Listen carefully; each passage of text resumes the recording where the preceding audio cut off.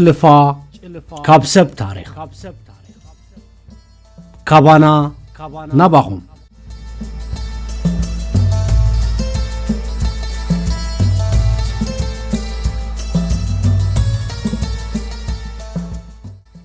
دلاي لاما أبو تعقستي سباخ فقري أبنت رهراهي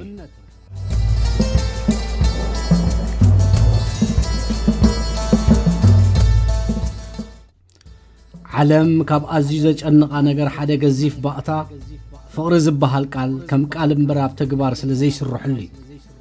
فقري كم قال أبو زحات بقطع تكون تقوملون تقولنا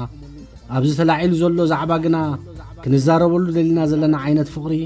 فقر هاجر فقر حزب زلوهم أم مريح بوتا زركبو على ما بلباز سفرتهم نمزكاري بعنصارو نزامريت كاب لملم ناب إشوك كاب فقري إحنا كوتا علم بدم نصحات كتحسب بنبعات زختامات كتعلق نزعن ساب نبيروز موت فطور نزاب سلام من بارز كل كواب حتى ريفوم نزا سلام من بارز كل كواب حتى فتيرهم ما وحدات بفقر زقصرو سبعويان كم دايلي لاما أما هتصنا حقيفة خمز الله ونكن سقرو زيك الحكي أبزان نبر العالم بزحاتو كواب دمت تياي تأذانهم بحقو زقصعو تفترت سلام وسناي بهز بالكح زبل زون وليدا أبزان نبر الله زلنا مريت منفساوي هوتهم نجزأ والقاو ربحهم كم منفساويان سبات كتب لهم سيطاناو بهرز وننو أبقد مهزب الناوت وقحت أبحي بلسانهم سم فتاري بتكبار دما دم كتجمقع زفردو والك أملاخاويان جزاء رؤسهم والفو خوينوهم زودويو مالي حيمانتاوي تكبارهم دما سيطاناوي ملي أمي أمزع علمنا بأنصارو دما علماو مسم منفساو تأميرهم نهزبهم بفتحو زوغلقلو فقرن تحقسن ناسبقو بمنفساوي نتزعملو بتكبار دمان هزب سلا هزب زحلفو كم تابيتاوي دايلي لاما انكون حدن كاب زغونو بعال عبس ما زنوغوسوم دايلي لاما حدي دايلي لاما بمنفساو خنا منغستاون هزبوم كاب زمرحنو وح غيزه قطيروم الله اتحيا لا يسعرني بحاليسنا حساب كومونيزم نتابيتاويت هاجر وريسو ندايلي لاما ناب سدت كم زقعاز مسغبرو تعقستهم انت تصاورنتهم كي يقودلن حزب خونن امنتهم ناستات لعل 50 عمت ابقال سوص عدو يلوم الله اتا انصار عمت زكايدو قالسي نت منفساوي هيوتهم ايتصابون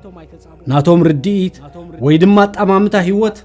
فلطت طعناو تحساسبا قصالنت الله رهره فقر تعقستي منጭ حقوس يزبل تمرتهم بتكبار حزب عالم كريو بقيعم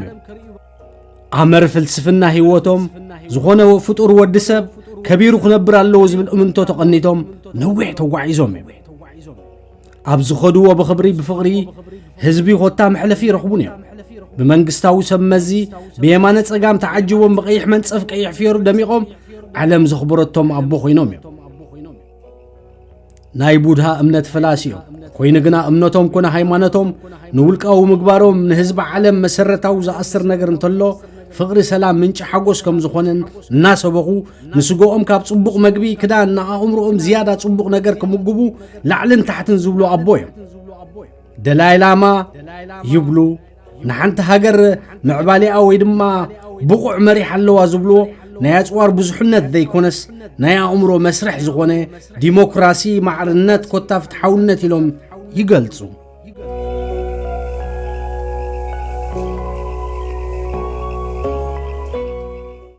نحاتير غيزي اصوار حيال قبركاي لنوح زبلخ تعتقو دلك اصوار عمره زبل امنتو زلوهم وتهدر حيل امريكا ادنقي كونكون امريكا زدنقا بناصنتا بفتحاونتا ازي زدنقا امبر عتيقاتو زلاني كورال ايكونن كبلو انت سمعم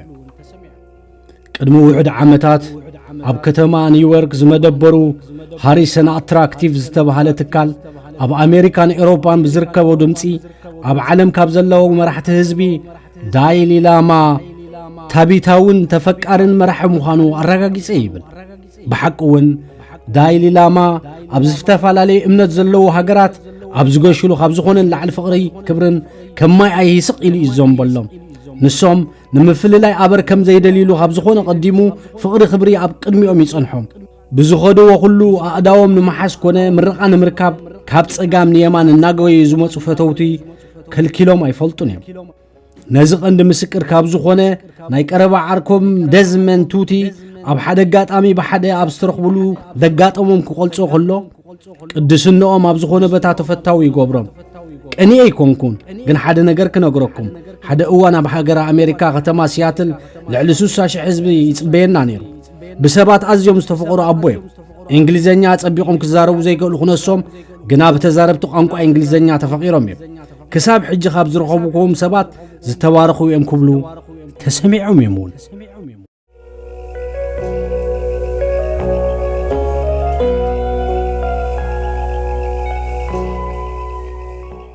እዚ ናይ ሕጂ ዳሊይ ላማ ቴንዚን ቹሲ ነዚ ውረድ ደይብ ዘለዎ ሓላፍነት ክሕፀ ጋና ወዲ 2 ዓመት ኣብ ዝነበረሉ ግዜ ካብ ሓረስቶ ስድራ ቤት ዝተወልደ ንስድራ ቤቶም መበል 7 ውሉድ እዮም ታቢታውያን ዘመናዊ ናይ ቡድሃ ትምህርቲ ጋና ብህፃኖም ከለዉ እዮም ጀሚሮም ጋና ብንእሶም ኣባትለን ፍርቡሊን ቤት መቕደስ ብሕንቃቕ እዮም ዓብዮም ናይ ዳሊይ ላማ ሓላፍነት ብተግባር ክሰርሕሉ ዝጀመሩ ግና ወዲ 15 ዓመት ምስኮን እዮም ካብቲ ግዜ ትሕዞም ዝተባረኹን መንፈሶም ኮነ ህዝባዊ ሓላፍነት ዝከኣል ተመክሮ ደሊቦም ክሳብ ወዲ 83 ዓመት ንዝኾነ ንህዝባዊ ኣገልግሎት ኣብ ስደት ይነብሩ ኣለዉ እቲ ቀንዲ ጠቓሚ ነገር ንህዝብኻ ውሽጥኻ ዝመንጨወ ስምዒት ኣብ ደጋዊ ምንቅስቓስ ብተግባር ክተገልግል ከለኻ እዩ ህዝበይ ይኣምነኒ እዩ ክሳብ ዝከኣል ንህዝበይ ከገልግል እዩ ምርጫይ ኣብ ልዕሊ ዓብ ተስፋ ኣለዎ ክሳብ ዝኸኣልኩ ከገልግሎም ሞራላዊ ሓላፍነት ኣለኒ ዝፈልጦ ተመክሮይ ዘለና ዓቕሚ ይውስን ግና ብዘለና ዓቕሚ ከገልግሎም ዜግነታዊ ሓላፍነተይ ናይ ዳሊይ ላማ ማዕረግ ዝጀመረ ብ1570 ዓመተ ምህረት እዩ ከባቢ ካብ ኣትላንካን ዝተባሃለ መንግስቲ ተጀሚሩ ናይ ዳሊይ ላማ መንፈሳዊ በዓል ሽም ድሕሪ 70 ዓመት ምጅማሩ ናይ ታቢታዊ መንግስቲ ትካል ወሲኹ መሪሕ ቦታ ክሕዙ ጀመሩ ዳሊይ ላማ ብዛዕላዓለ መሪሕ ቦታ ብምሓዝ መንግስታዊ ኾነ መንፈሳዊ ሓላፍነት ሒዞም ብምቕጻል ንሓላፍነት እውን እናተሓፀዩ ማዕረግ እናሃቡ እናውረዱ እናደየቡ ሙሉእ መሪሕ ታቢታውያን ኮኑ ዳሊይ ላማ ብህዝቢ ዓለም ከቢሩን ፍቕርን ተጓናጺፉን ይዝብሉ ቃል ብዘይወሓል ሕደር ኣብ ተግባር ዝፍጽሙ ተፈቃርቦ ታቢታውያን እዮም ዳሊይ ላማ ቀንዲ መራሒ ታቢታውያን ይኹን እምበር ኣብ ከባቢ ቻይና ክሳብ ሃገረ ሞንጎልያ እናመርሑ ዝነብሩ ኣቦ እዮም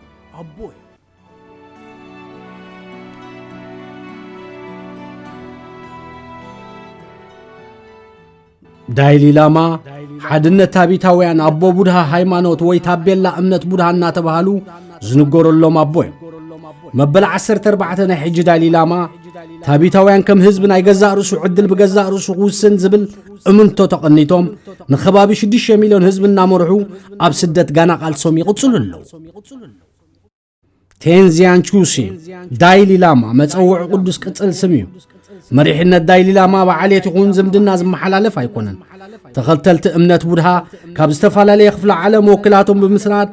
ልኡኻት ክሰዱ ብመሪሕነት ዳሊይ ላማ መልእኽቲ ብምስዳድ መራሕቶም ክመርጹ ይሕተቱ ፈለስቲ ብዝመረጽዎ ዳሊይ ላማ ኣብ ተግባር የውዕሎ ዳሊይ ላማ ዘይቅበሎ ምርጫ ብህዝቢ ፍጹም ተቐባልነት የብሉን ዝተመርጸ ህፃን ይኹን ዓቢ ዳሊይ ላማ ምስ ነገሮም ብመንፈሳዊ ህይወት እናተቆስቆሰ ኣብ ገዳም ኣብ መንበሪ ቤት መንግስቲ ብሕንቃቐ ይዓቢ ቴንዚን ቹሲ ናይ ሕጂ ዳሊይ ላማ እውን ብኸምዚ መንገዲ ዝሓለፈ እዩ መንበሪ ዳሊይ ላማ ኣብ በረኻታት 3 ኪሎ ሜትር ርሒቑ ዘለዎ ክልተ ቤት መንግስቲ ኮይኑ ሓጋይ ኮነ ክረምቲ ኣብኡ ይሕልፍዎ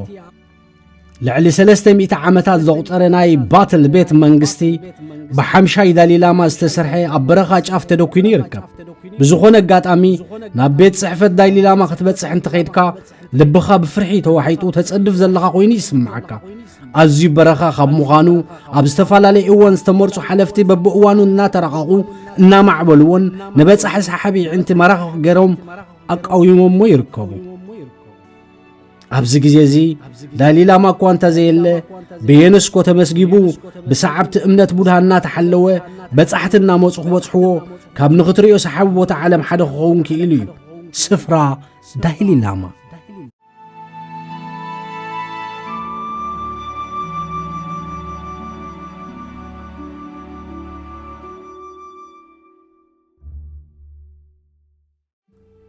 ናይ ሕጂ ስደተኛ ዳይሊ ላማ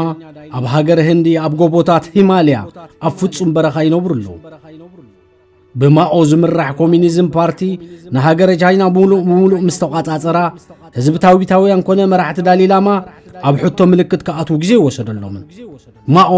ንመንግስቲ ቻይና ሙሉእ ብምሉእ ኣብ ትሕቲ ቁፅፅሩ ምስ ኣእተዎ ባህላዊ ኮነ መንፈሳዊ እምነታት ንኸፍርስ ግዜ ይወሰደሉን ዓብ ዝላብ ዝብል ፖሊሲ ዝጸንሐ ኩሉ ልምድታት እታ ሃገር ንኽፈርስ መደብ ሓንጽተ ህዝቢ ታቢት ርእሱ ዝኸኣለ ባህላውን መንፈሳውን ልምድታት እንኳን ተጸንሖ ካብ ህዝቢ ቻይና እውን ዝተፈለየ እንተኾነ ማኦ ብሜላ ክሕዞም መደብ ገበረ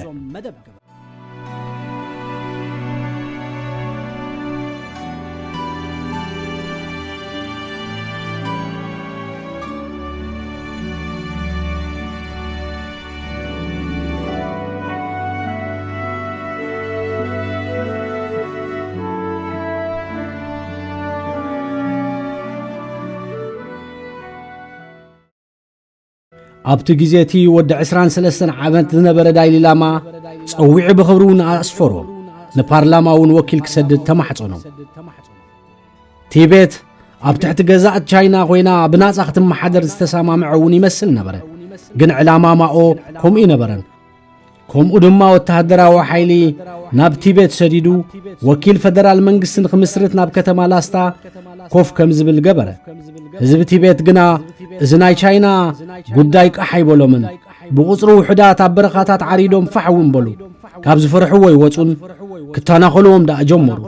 ንዳይሊ ላማ እውን ዕድመ ብምስዳድ ብኽብሪ ኣብ ዘለዎ ቦታ ንኽመፁ ዓደምዎ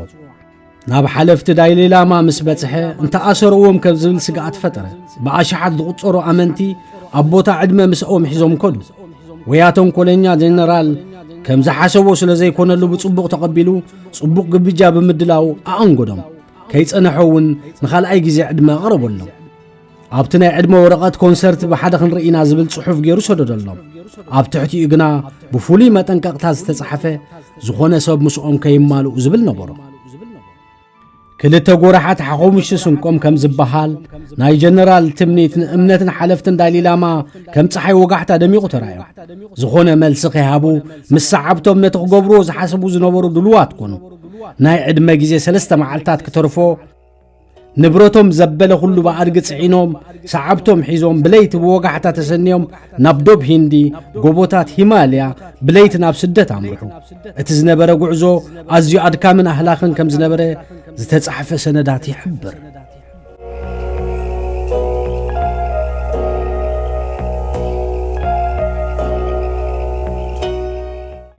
ኣብ ጉዕዞኦም ተኣማንነት ዝፈጠረሎም ነገር እንተነይሩ ግና እቲ ከባቢ ኣብ ሓለዋ ዕጡቓት ታቢታውያን ስለ ዝነበረ ጉዕዞኦም ብመንግስቲ ቻይና ክተዓነቐፍ ኣይትረአን ከምኡውን ኣብ ጉዕዞኦም CIA ነይሩ ዝብል ሕሜታ እውን ኣሎ ዳይሊ ላማ ድሕሪ ናይ ነዊሕን ኣድካምን ጉዕዞ ኣብ ፀግዒ ዶብ ሂንዲ ከተማ ዳህረ ሰላም ምስ በጽሑ ናይ ሽዑ መራሒ ሃገር ሂንዲ ዝነበረ ናይ መንበር ፍቓድ ወረቐት ሃቦ ናይ ማኦ ወተሃደራት ዳይሊ ላማ ከም ዝተሰደ ጭብጢ ምስ በጽሖም ንከተማ ላስታ ኸበብዋ ሽዑን ንሽዑን ድማ ድምፂ ጠያይት ትኽስማዕ ጀመረ ከም ቅዱስ ቦታ ተሓፊሩን ተኸቢሩን ዝነብር ቤት ጽሕፈት ዳይሊ ላማ እውን ብሓይሊ ሰበርዎ ኣብኡ ዝጸንሖም ዘበለ ተኸታሊ እምነት ዕርቃኖም ብምውፃእ ረሸንዎም ንልዕሊ 1,000 ዝግመቱ ገደማውያን ብዘይ ንስሕያ ክንረሽንዎም ከኣሉ ንዝተረፉ ድማ ኣሰርዎ ነቲ ቤት መቕደስ ምስ ንዕኡ ዝውክሉ ምስልታት ኣፍሪሶም ብዙሓት ጻዕሪ እኳ እንተገበሩ ንኽሕዝዎም ግና ኣይከኣሉን ቅድሚኡ ተገይሩ ዘይፈልጥ ሃገረ ታቢታውያን ሙሉእ ብምሉእ ኣብ ትሕቲ መግዛእቲ ቻይና ኣተወት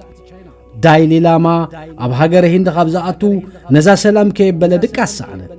ድሕሪ ምስዳዱ እውን ህዝቢ ከም ውሕጅ ክስደድ ጀመረ ዳይሊ ላማ ነቶም ሓደሽቲ ስደተኛታት ተቐቢሉ ኣብ ከባቢኦም ከጣይሶም ጀመረ ድሕሪ ቁሩብ ግዜ መንግስቲ ታቢታውያን ተሰደድቲ እምበር ከም ዘይፈረሱ ኣመስከሩ ከይጸንሑ ድማ ምስ መንግስቲ ሂንዲ ብዝገበርዎ ስምምዕ ህዝቦም ኣብ ሕርሻ ተዋፊሩ ድራልእቶቱ ክምህልል ገበሩ እዚ ከምዚ ኢሉ እንከሎ CIA ዓመታዊ ልዕሊ 1.5 ሚልዮን ዶላር ይድጉሞም ነበረ ዳይሊ ላማ ምርጫ ኩሉ ዓወት ትምህርቲ ኢሎም ካብ ዝኣምኑ ሓደ ኣቦ እዮም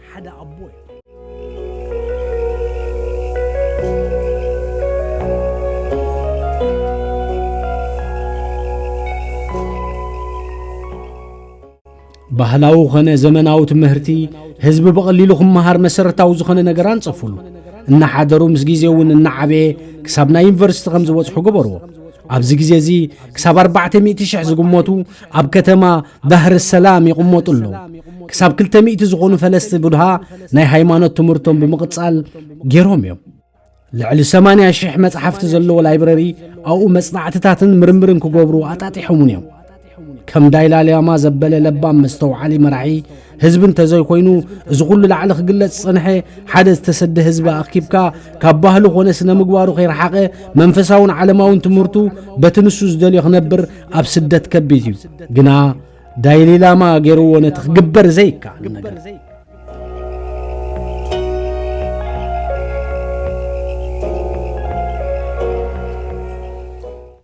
ዳይላላማ ካብ ገዛእቲ ቻይና ናጻ ዝኾነት ሃገር ታቢታውያን ክምስርቱ ቃልስብ ቅድሚኦም ተገቲሩ ይጽበዮም ከም ዘለዉ ይስሓቱን ቅድሚ 60 ዓመት ኣብ ኣኼባ ውድብ ሕቡራት ሃገራት ኣብ ቅድሚ መንግስታት ዓለም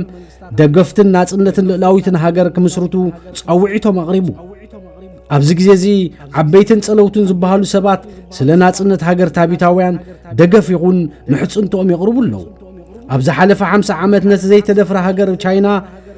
ቅርጥማት ኮይኖም እዮም ካብዚ ዝተበገሰ ድማ ብዙሓት ሃገራት ንመንግስቲ ቻይና ነቐፌቶኦም ኣስሚዖም እዮም መንግስቲ ቻይና እውን እንተኾነ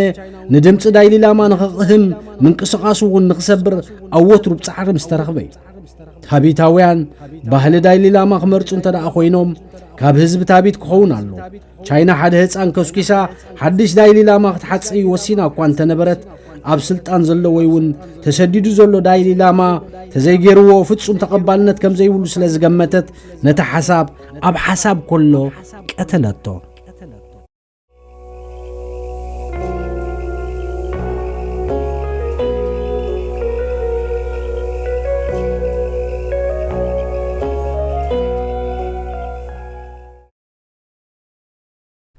بخالة أقاطامي ዳይላላማ ዝመረጾቶ ወዲ 6 ዓመት ተተካእ ህፃን ቻይና ጨውያ ከም ዝወሰደቶ ንነዊሕ እዋን ደሃይ ዘይነበሩ ህፃን ኣብዚ ግዜ ዝግን ኣብ ትምህርቲ ዓለም ከም ዘሎ ሰላማዊ ናብሩ የካይድ ከም ዘሎ መግለጽ ውጽኦም ነይሮም እዮም ሓደ ግዜ ንመንግስቲ ቻይና ከም ዝኽብሉ ተሰሚዖም እዮም ኣእምሮ ወዲ ሰብ ናይ ሓባር ምርዳእ መንፈስ ብቕዓት ከም ዘለዎ ናይ መንግስቲ ቻይና ጋና ነቲ ናይ ምርዳእ መንፈስ ብቕዓቶም ከም ዘየለ ገሊጾም ዳይላላማ ኣመራርሑ ወይንማ ኣናባብራ ህይወት ቀሊል ካብ ቀይሕን ብጫን ዝተሰርሐ ጀዲድ ተዘይ ኮይኑ አንጻባራቕ ኾነ ኣማላኻዕ ነገር ኮቶ ዘይፈቱ ናይ ቡድሃ መራሒ ሃይማኖት እዩ ዝተዓለመ ጫማ ወትሮ ካብ እግሩ ኣይፈልጥን ገንዘብ ፍጹም ሒዙ ይፈልጥኒ ሹቕ ከይደ ዝገዝኦ ነገር የብለይ ስለዚ ገንዘብ እንታይ ይገብረለይ ይብል ኣቦ ታቢታውያን ዳይላላማ ኣብ ሓደ አጋጣሚ ብገንዘብ ኣብ ዝተሓተተሉ እዋን ንገንዘብ ዓለም ግድ ከም ዘይብሎም ተዛረቡ ጋዜጠኛታት ወትሩ ክዛርብዎ ምስ ባህጉ ንሶምን ብትሕትናን ትዕቢት ዘይብሉ እንዳኣላ ዝተሓወሶ መንፈስ ገይሮም እዮም ብቐሊል ዝምልሱሉ ዝቐረበሎም ሕቶታት ክምልሱ እንተዘይ ኮይኑ ዝኾነ ሜድያ ከም ዘይዕዘቡን ሕልፍ ኢሎም ቢቢሲ ከም ዝዕዘቡን እዮም ዝገልጹ ካብ ዓቐን ንላዕሊ መጽሓፍትን ብምንባብ ንዝሕተትዎ መልሲ ክህቡ ብዙሕ ይሽገሩ ይነበሩ ላዛብ ዘለዎ ዋዛ ሓዊሶም ይምልሱ ነበሩ ፍሽኽታ ምንጭ ጥዑይ ኣእምሮ ይብሉ ሰሓቕ ካብ ዝኾነ ንላዕሊ የዘውትሩ ዝኾነ ፍጡር ክመውት ኣይደልን ጣንጡ ዋላ ተኾነት ጣንጡ እኳ ቃንዛ ተፈጥረለይ እንተኾነት ግና ሞታ ይምነየላን ይብሉ እናሰሓቑ ላዛና ወስኹ ዝዛረብዎም ዘረባታት ከም ተቕሲ ተወሲዶም ብዙሓት ሰባት ከም መሪሕ ህይወቶም ወሲዶም የዘንትውዎም እዮም ንመራሕቲ ሃገራት ይኹኑ ተፈላጥቲ ሰባት ኣብ ዝረኽብዎም ብትሕትና ዝምልሱ ሰላም ብምቕራብ ልቡ ብዙሓት ክማርኹ በቂዖም እዮም ዳይላላማ ሕቶ ክምልሱሉ ኣብ ዘይደልዩ ግዜ ከም ካልኦት ሰባት ኣያግባዕቡዑን እዮም እዚ ዓለም ተኸባቢርካ እዩ ዝኽየድ ዝኾነ ዝቐረበሎም ሕቶም ካብ ዝኾነ ወገን ብዘይ ዝኾነ ኹራ ንኽምልሱ ይፍትኑ እንተ ዘይደለዩ እውን ብትሕትና ፈቓደኛ ከም ዘይኮኑ ይሕብሩ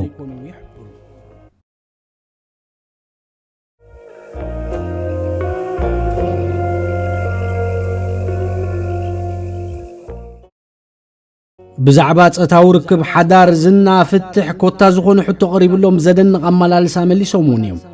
ሕርቃን ንጥዕና ኣእምሮ ይቆትሎ እዩ ድማ ይብሉ ጽርፊ ይኹን ዘለፋ ኣብ ልዕሊኦም ዘጋጥም ብትዕግስቲ እዮም ዝሓልፍዎ ንዓኣቶም ይኸምኡ መሲልዎም ተራእይዎም እምበር نتحمق بتصبق ترجمهم بسقطة يحلفوه كاب عقل على أزيهم هبوب وكان تخونو نزلنا جنا بوتا زبها لا هبونهم هبوب نتحمق إلهم دما يقلصوه زنا كما عبر قحي عالم ترى قالوا زلا أوان زنا زونون دما بتعبيد تسنيقهم أبزخدوا لجزء دايلي لاما مليء زفس زنان كله عشيش لهم يمد حلفوه هبوب نتعبيد عدم إلهم دما يقلصوه أبزخونه بوتا بسرح أبزن كاسا قصلو أنا إلهم ما يفلطون استفولغ سبيلونا يأمن سب مخانيو اتزعبي يتصقى لهم دما يأمن دايلي لاما مستيقون شقارا انت عين الطعام خمزلوكو عيفلطني حدا اوان بسرح حقات امي نام مونغوليا ابزغوشو لغيزي حزب مونغوليا خاب عقن لعل فودكا خزوترو صنحوهم شعوب الستي وزلو مستتقريمهم قرب با صابا فرس مس ودكانا قواسقم تتوسدو صبوق ديرو مس بلكوهم مخري تسويتهم بزحات مونغولياويان فودكا مستاي كم زقارص ويز فلط يبلو دايلي لاما فيلمي غندرفي إيميل ولا موبايل أبهوته ما زوتيرو ما يفلطني حدش بريزيدنت بوش دويلو لهم دقاتهم كقول صخلو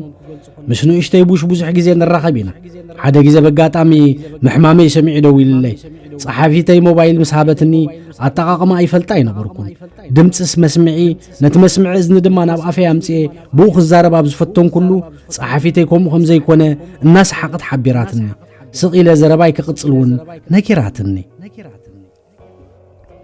دايلي لاما مرحن سعابن امنت بودها كوان تخونو ناي كالوت امنتات كخبر كم زلو يمزعمنو بناتو مرارا دعا امنت مالت مدنقاس تعقستي فقري صبوغ مقباري هايمانوتنا عيب اللي تحتنا ندنقاس اني اخوليو أبزخون اوان كابلب حق نسبات مفكار تعقستين مخان رهره مبزح النابولو نقهون مشيتن كستمهرو 8 عمتهم يحلفهم اللو بيت مقدسنا يقدنا يكونن استحلال فلسفناتات ونا يدلن أمرو لب بيت مقدس نفس وكف يبلو نايتي فلسفنا هوت طعي مخان كايلوم يوسخو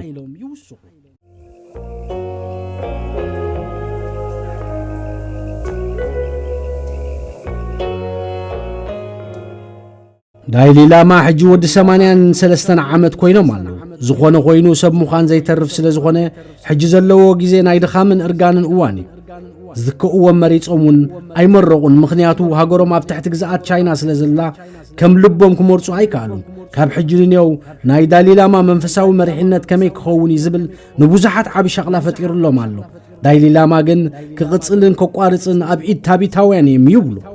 ناي دايلي لاما منفساو منغستي قصل ويدو يبل ابيد حفاش يزلو زنوي حوان زمص محدرا كقصل تدليو حزب ابيد يزلو دما يبلو دايلي لاما ابناي سدت هيوتو منغستاون منفساون مرحنت نوي حوام كم حدر دحر مصنح قد 17 عامات بحزب مرچا تغيرلو حزب زمرصو حدش مرحنت تمريصو دايلي لاما دما خم قن دما خار خوينو كو انت سرحي ابز حلف 5 عامات بغزا فقادو طرتا وسيدو ام منفساو هيوتو تراي كغبر وسينولو ديمقراسي بتغبارنا غبرناينا يبلو بزح غيزه بوليتيكاو مرغصناتي اي تقبلونيو حدا غيزه دما يقبلو انهم بحدا بوليس غيساما مع سقي بلي ديمقراسي ناتغبرناينا دما يبلو دايلي لاما مرحته هاجرات كابكوف زبولو تنسيهم بخبري نبزح مرحته هاجرات سلام كم مبال اتحسكا كم مرح هاجر زخبرو كم دلاي سلام زفلطو كم تغادالاي زصوعو كم اون ازيو بزح شلماتات رخيبوم قد 10 عامات استغبر شلمات نوبل برايز ون وشيدوم نا امريكا كونغرس ماداليا كاب ايدبوش ون تقبلوم زنان كبر زلون يونيفرسيتات كيترفا شلمات ابركيتنوم عبيت هاجرات ناي كبر زيغنت ون كم ገጸ በረከት ተበርኪትሎም ንስለም ዝካርምበር ዳይሊ ላማ ንኽብሩ ዝገለጽ ብዙሕ ሽልማታት ወሲዱ ኣብዚ ቆጢርካ ዘይውዳ ስደተኛ ዳይሊ ላማ ሃገር ታቢት ናጽነትን ክትውሰድ ክሳብ ለይትሎሚ ኣብ ቃልስሎ እዛ ሓድሽ ወለዶ ንጭኮና ህዝብ ታቢት ከይርስዕዎ ጎስጓስ እናገበርዮም ደገፍቶም ተቃወምቶም ብማዕረ ዘኽብርዎም ኣብ ዓለም ኣዝዮም ሕዳት እኳ እንትኾኑ دايلي لاما حدا بتقاومتهم معرة دقفتهم زفقروا أبويا منفساو امنات علم زنا سدت كيم بركوهم رهراهن تعجستن فقرن مسباخ بغال زي كونس بتكبر زرعي وحلو الأبو دايلي لاما نهزب عدم ملوء استقالسو أبو تعجست مخانم علم ما مزقب تاريخ أسفلاتهم تنبر شلفا كابسب تاريخ كابانا نبخم